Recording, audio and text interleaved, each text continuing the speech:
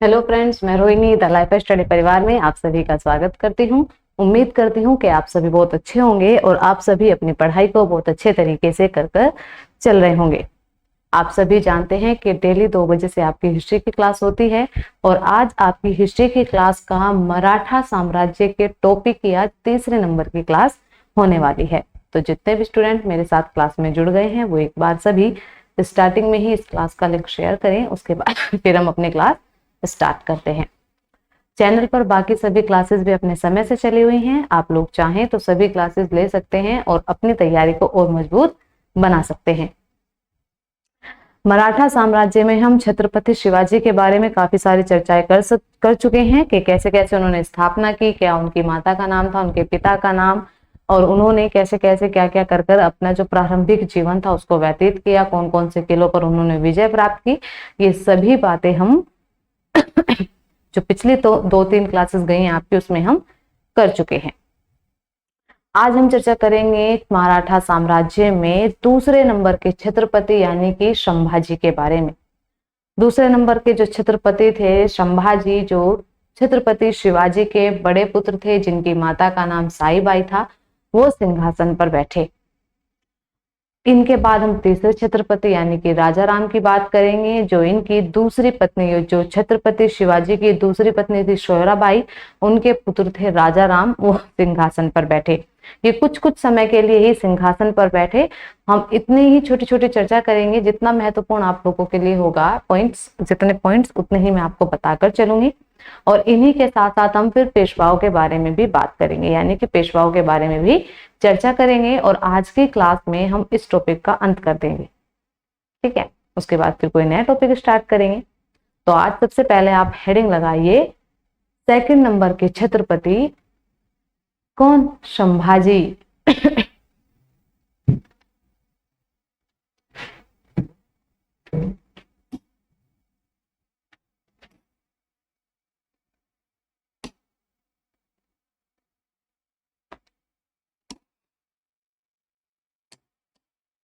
Heading है आज का हमारा सबसे पहले संभाजी।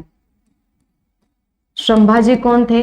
संभाजी का जो पहला पॉइंट है, इनका जो शासनकाल रहा वो 1680 से लेकर 1618-19 ईस्वी तक रहा। कब तक रहा? 1680 से लेकर 1689 तक क्या रहा? इनका शासनकाल रहा। और ये छत्रपति शिवाजी के बड़े पुत्र थे। छत्रपति शिवाजी के क्या थे? ये छत्रपति शिवाजी के पुत्र थे और दूसरे नंबर के छत्रपति थे। दूसरे नंबर के छत्रपति थे। इसी के साथ साथ इनकी माता का नाम क्या था? इनकी माता का नाम साईबाई था। इनकी माता का नाम क्या था? इनकी माता का नाम साईबाई था। क्या था? इनकी माता का नाम साईबाई था। और ठीक है, साईबाई था। अब जब ये सिंहासन पर बैठ गया, कौन? संभाजी, जो दूसरे नंबर के क्या थे? छत्रपति थे। तो जो इनका भाई था, जिसका नाम क्या था? राजा राम, जो छत्रपति शिवाजी की दूसरी पत्नी सोयराबाई का पुत्र था राजा राम। राजा राम ने क्या कहा? राजा राम ने जो अकबर था, मतलब कि जो अकबर था ना, औरंगजेब का जो पुत्र था, औरंगजेब का पुत्र था अकबर द्वितीय, उसको क्या किया था? इसने शरण दी थी संभाजी ने। संभाजी ने औरंगजेब के पुत्र अकबर को क्या दी थी? शरण दी थी।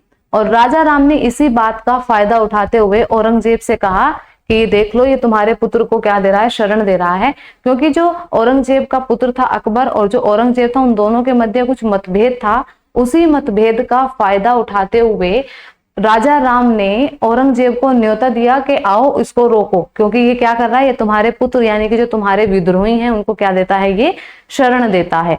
ठीक है, इसके तरफ से क्या किया था? उसने भड़काऊ बयान दिया था। तो ये भी एक इंपॉर्टेंट फैक्ट है कि संभाजी ने औरंगजेब के पुत्र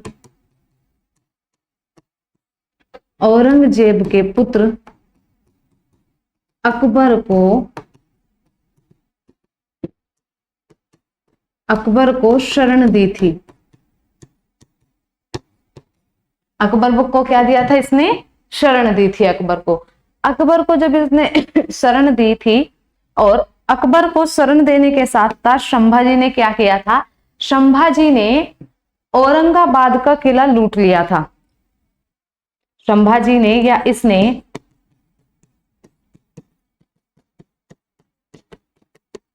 औरंगाबाद का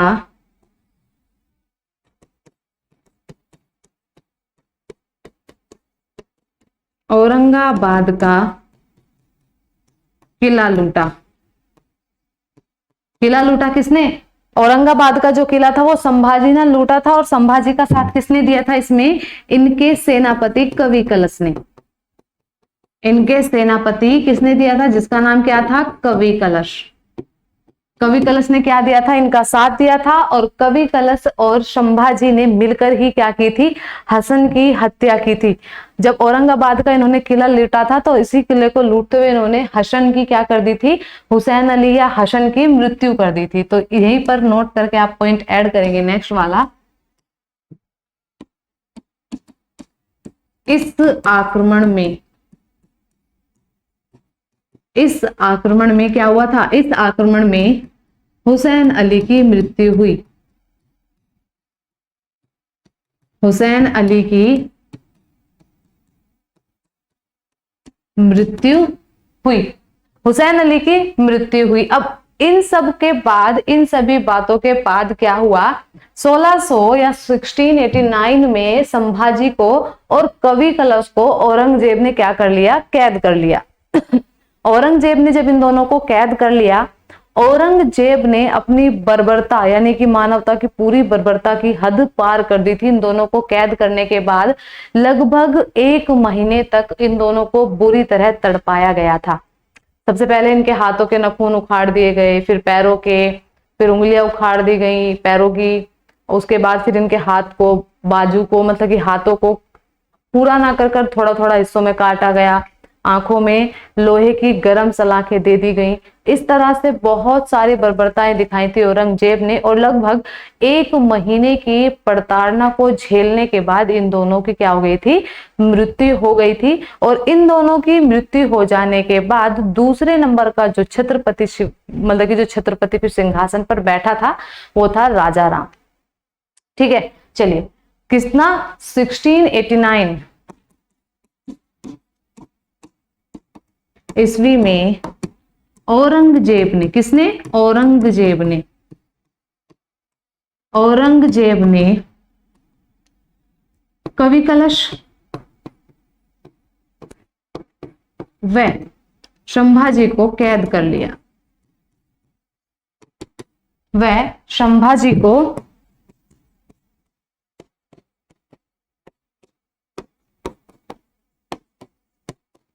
संभाजी को क्या कर लिया, इन्होंने कैद कर लिया।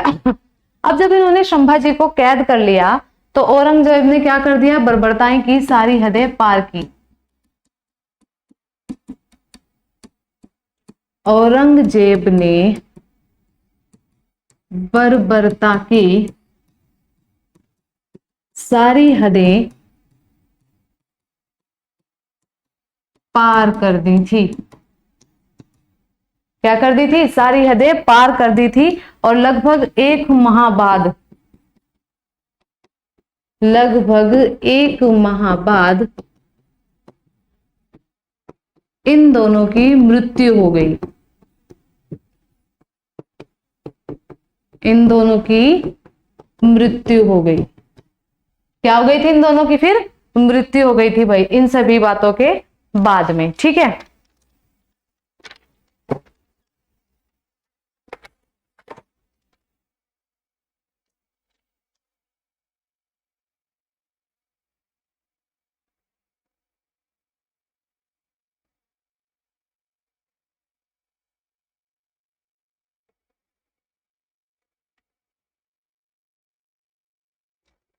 ठीक है। इसी के साथ साथ क्या किया था औरंगजेब ने, या इन दोनों को इस्लाम अपनाने के लिए भी कहा गया। अपनाने के लिए भी कहा गया। ठीक है, यहां तक नोट कीजिए भाई। इसके बाद हुआ क्या, जब संभाजी की मृत्यु हो गई, संभाजी की मृत्यु हो जाने के बाद जो संभाजी का पुत्र था, संभाजी का पुत्र था जिसका नाम था शाहूजी, संभाजी के साथ साथ शाहूजी था जो पुत्र, उसको क्या कर लिया गया था, कैद कर लिया गया था। उसको भी क्या कर लिया गया था, कैद कर लिया गया था।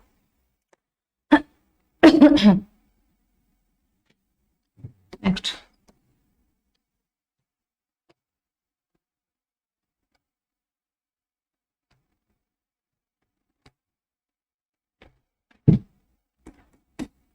नोट, औरंगजेब ने संभाजी के साथ इसके पुत्र शाहूजी को भी कैद किया। इसके पुत्र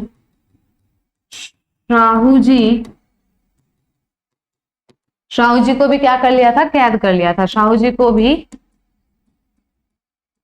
कैद किया। जब शाहूजी की मृत्यु हो गई तो अब शासनकाल किसका हुआ, अब शासनकाल हुआ राजा राम का। तो यहीं पर हेडिंग लगाइए, तीसरे छत्रपति जिसका नाम क्या था, राजा राम।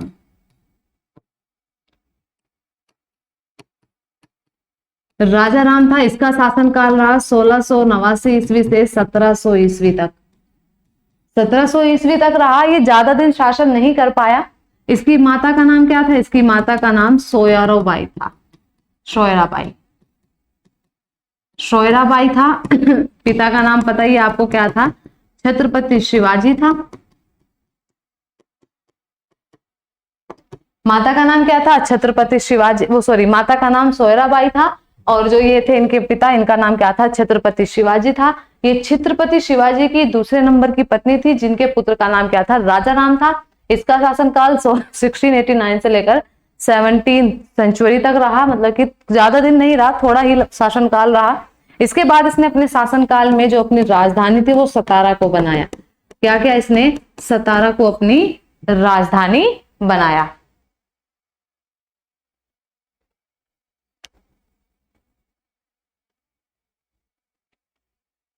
ठीक है भाई। इसी के साथ साथ राजा राम की जो पत्नी थी उसका नाम क्या था, राजा राम की पत्नी थी उसका नाम था ताराबाई। क्या था, ताराबाई।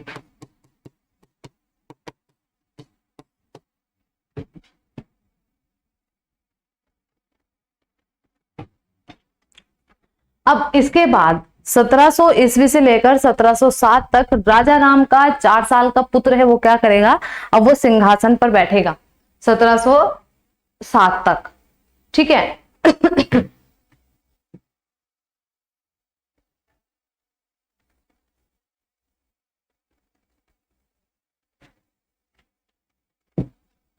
राजा राम की मृत्यु हो जाती है। राजा राम की मृत्यु के बाद, राजा राम की जब मृत्यु हो जाती है तो राजा राम की मृत्यु के बाद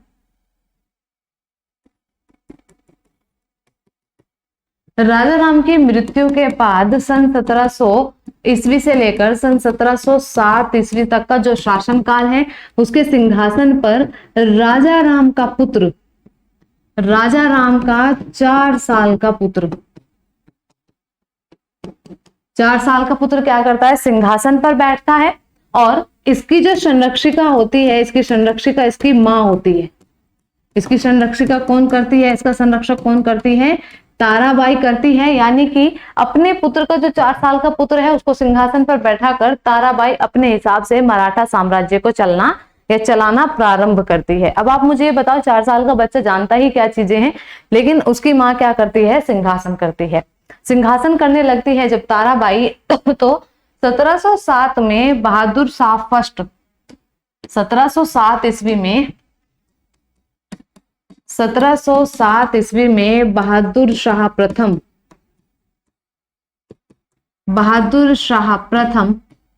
क्या करता है, जो संभाजी का पुत्र है, जो शाहू जी को क्या करता है, वो कैद से रिहा कर देता है और कैद से रिहा करने का ये कारण था क्योंकि ये मुअज्जम बनता है। 1707 ईस्वी में बहादुर शाह प्रथम क्या बनता है, मुअज्जम बनता है, मुअज्जम। ठीक है भाई, ये अपनी खुशी में क्या करता है, साहू जी को रिहा करता है, मुअज्जम बनता है। तथा संभाजी के पुत्र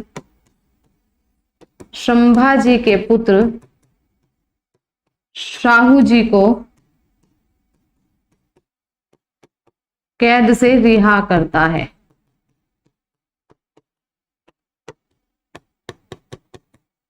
कैद से क्या कर देता है, इसको रिहा कर देता है। बहादुर शाह प्रथम कहता है कि जा जा जा शाहू जी, जी ले अपनी जिंदगी तू भी।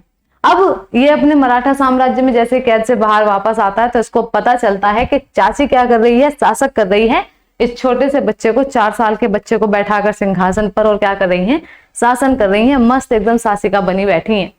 आता है, आते ही वापस कहता है कि चाची या तो भैया को हटा दे, मैं बैठूंगा सिंहासन पर, वरना फिर देख लो तुम्हारे साथ क्या होने वाला है। शासिका है जो, ठीक है। अब चाची कहती है जा जा, मेरा बेटा बैठेगा सिंहासन पर, मेरे इसके पिता राजा थे, अब ये बैठेगा। वो कहता है चाची या तो प्यार मोहब्बत से मान जाओ, प्यार मोहब्बत से कह दो कि मैं हट रही हूँ सिंहासन से, क्योंकि इससे बड़ा मैं हूं, मेरे पिता इनसे बड़े, इनके पिता से इनसे बड़े थे मेरे पिता, मैं इससे बड़ा हूं, तो सिंहासन पर मैं बैठना चाहिए। चाची कहती है अरे देख लेंगे, देखे हैं बहुत तुम्हारे जैसे। फिर इन दोनों के मध्य 1707 ईस्वी में खेड़ा का युद्ध होता है। कौन सा युद्ध, खेड़ा का युद्ध होता है। किस किस के मध्य, शाहू जी और ताराबाई के मध्य। ताराबाई क्या करती है, ताराबाई उस युद्ध को हार जाती है और 1707 ईस्वी में प्रथम पेशवा के रूप में शाहू जी अपना क्या करता है, राज्याभिषेक करता है। इसके आगे चलिए ठीक है। देखिए भाई 1707 ईस्वी का खेड़ा का युद्ध, खेड़ा का युद्ध किस किस के मध्य होता है, खेड़ा का युद्ध होता है ताराबाई और शाहू जी के मध्य, शाहू जी के मध्य होता है। और ये इसमें क्या रहता है, इसमें विनर रहता है। और जैसे ही शाहू जी इस युद्ध में विनर होता है तो 5वें छत्रपति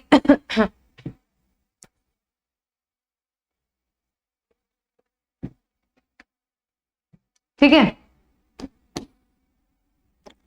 इसको युद्ध को जीतने के बाद 5वें छत्रपति के रूप में अपना क्या कराता है, सिंहासन पर बैठता है।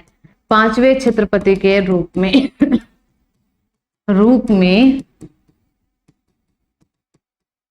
सिंहासन पर बैठता है।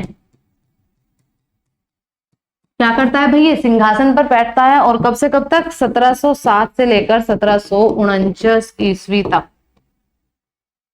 1707 से लेकर 1749 ईस्वी तक बैठता है। और बालाजी विश्वनाथ को 1723 ईस्वी में पेशवा बनाया गया।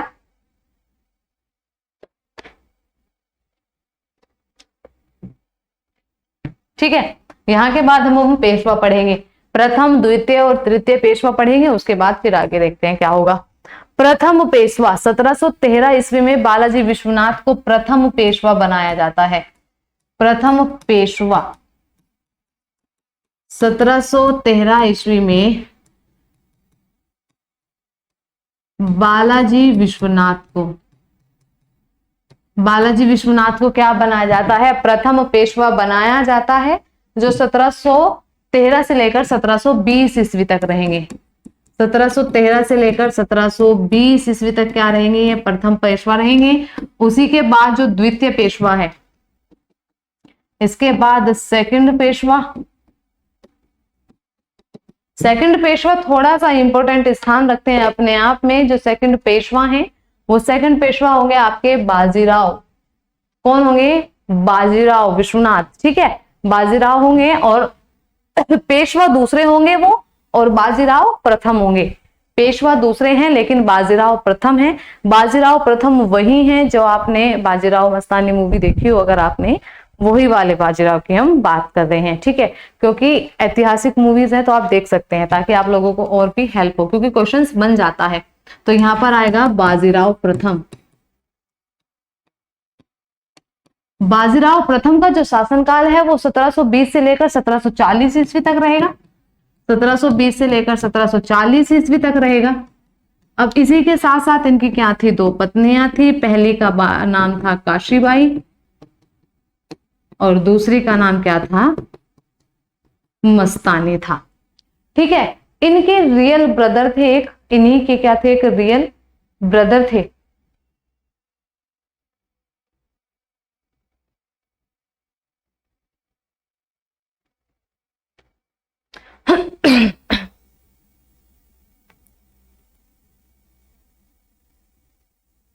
हो गया, ठीक है भाई। यही से एक इंपॉर्टेंट पॉइंट ऐड करेंगे आप के सन 1728 ईस्वी में इन्होंने पालखेड़ा का युद्ध लड़ा। पालखेड़ा का युद्ध लड़ा, ठीक है, पालखेड़ा का युद्ध लड़ा इन्होंने। और इसी के बाद सन 1740 ईस्वी से 1761 ईस्वी तक, 1737 ईस्वी में इन्होंने क्या किया, 1737 ईस्वी में इन्होंने दिल्ली पर आक्रमण किया। किस पर, मोहम्मद शाह रंगीला पर। ठीक है, ईस्वी में दिल्ली के मोहम्मद शाह रंगीला पर क्या किया, इन्होंने आक्रमण किया। रंगीला पर आक्रमण किया। इसी के बाद तीसरा नंबर आता है थर्ड पेशवा का, और थर्ड पेशवा कौन थे, बालाजी बाजीराव। थर्ड पेशवा थे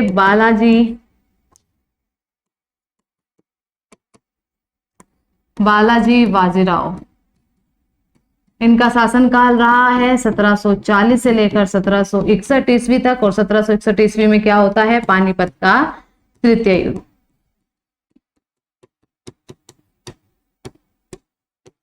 पानीपत का तृतीय युद्ध हुआ। इसी युद्ध में बालाजी प्रथम या बाजीराव प्रथम का पुत्र सदाशिव की मृत्यु होती है। बाजीराव प्रथम के पुत्र विश्वास राव की क्या होती है, मृत्यु होती है। और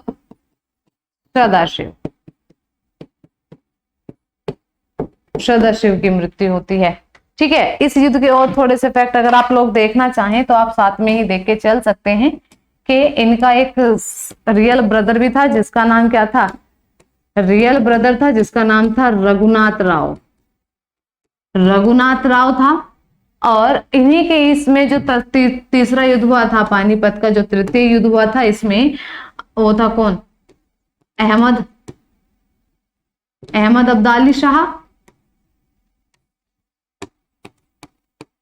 अहमद प्लस शुजाउद्दौला, ये सब साथ में थे। और इधर अकेले केवल मराठा थे। और मराठाओं का जो नेतृत्व था वो कौन कर रहे थे, सदाशिव राव भाव, ये नेतृत्व कर रहे थे। ठीक है, इसमें जो 1761 ईस्वी में पानीपत का जो तृतीय युद्ध हुआ था, इसमें बहुत सारी अनैतिक चीजें भी हुई थी। इन्होंने इनका खाना बंद कर दिया था। जो मराठे थे, मराठाओं की सेना एक बहुत बड़ी संख्या में थी, लेकिन उनके पास जो खाने पीने की चीजें थी वो लिमिटेड थी। जब इधर से आना बंद हो गया, ठीक है, उसके बाद जो ये सदाशिव थे, मतलब इनमें गलत फहमियों का बहुत शिकार हुआ। अगर उस समय जो ये युद्ध थे, ये जो युद्ध हुआ था पानीपत का जो तृतीय युद्ध हुआ था, अगर उसे मराठा जीत जाते तो आज भारत की स्थिति कुछ और होती। लेकिन समय की बात है, जब समय बदलता है तो अच्छे को लोग बैठता है, और जब समय बदलता है तो अच्छे को अच्छे चीजें भी देता है। ठीक है, तो समय की परिस्थिति ध्यान में रख के ये सब चीजें हुई। देखते हैं फिर उसके बाद आपका मराठा साम्राज्य मेरी ओर से फाइनल हो गया है। कल की क्लास में प्रैक्टिस क्वेश्चन कराऊंगी, या फिर देखते हैं कि क्लास ही स्टार्ट करते हैं। अब हम अपना मॉडर्न हिस्ट्री बहुत अच्छे से स्टार्ट करने वाले हैं। और मॉडर्न हिस्ट्री में सबसे पहले मैं आपको कराऊंगी यूरोपीय कंपनियों का भारत में आगमन। तो कल सभी बच्चे क्लास में समय से आए। आज की क्लास के लिए आप लोगों का बहुत बहुत धन्यवाद। जाने से पहले क्लास को लाइक करेंगे और इसका लिंक शेयर करेंगे। ठीक है, कल तक के लिए धन्यवाद आप लोगों का। Bye, love you all, bye, thank you, see you, bye bye.